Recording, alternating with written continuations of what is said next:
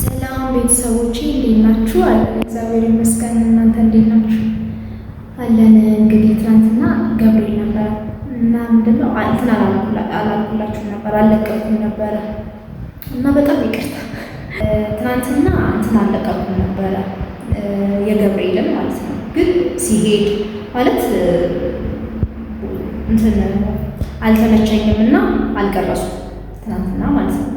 ቅርበት ቤተሰቦቼ እና ምንድነው የሆነ ቀርጮ ነበረ እና ለመልቀቅ ጊዜ አጥሮኝ ነው ቀርጮ ነበረ እና ውድ ቤተሰቦቼ አሁን አሳያችኋለሁኝ።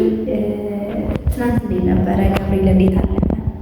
እኛ ጋር በጣም ደስ በሚል ሁኔታ አለፈ። ሄጄ ምናምን ቀርጬ ነበረ ግን አለቀም እና ለውድ ቤተሰቦቼ ደግሞ ግዴታ ማሳየት አለብኝ ብዬ ቀርጬ ምናምን ይዤ ነበረ ግን አልወሰድኩም ብዬ ጽዋ ነበረኝ ገብርኤል ጽዋ ነበረኝ። ያው ታውቃላችሁ በዛኛው እንትን ነግሬያችሁ ነበረ። ግን ለምንድነው ክረምቱ እንዴት ይዟችኋል? ብርዱ እንዴት እያደረጋችሁ ነው? እኛ የወላችሁ ብርዱን ችለነው ተቋቁመነው ድንች እየቀቀልን ምናምን ክረምቱን እያሳለፍን ነው። እናንተ ጋር እንዴት ነው? ክረምት እየገባ ነው እየገባ ነው። እኛም እንደዚህ ሞቅ ሞቅ እያልን ነው። አይ ደስ ይላል በእውነት። ሶስት ሆነን ነው ጓደኛሞች ነን፣ ግን ጸበል ጽዋ ይዘን እንጠጣለን ማለት ነው።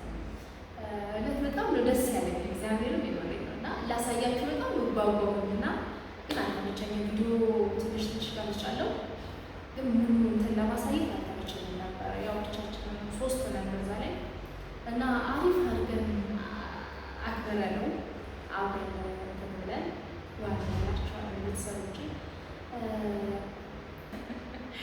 ሰብስክራይብ አድርጉልኝ፣ ኮመንት ጻፉልኝ። በለኔ በጣም ይጠቅመኛል። ያው ጀማሪ ስለሆንኩኝ ይጠቅመኛል እና ሰብስክራይብ አድርጉልኝ፣ ኮመንት ላይ ጻፉልኝ እና በሌላ ጊዜ ደግሞ በሌላ ነገር እንመጣለን ማለት ነው። ሰላማችሁ ይብዛ። በጣም ነው የምወዳችሁ። ሰላም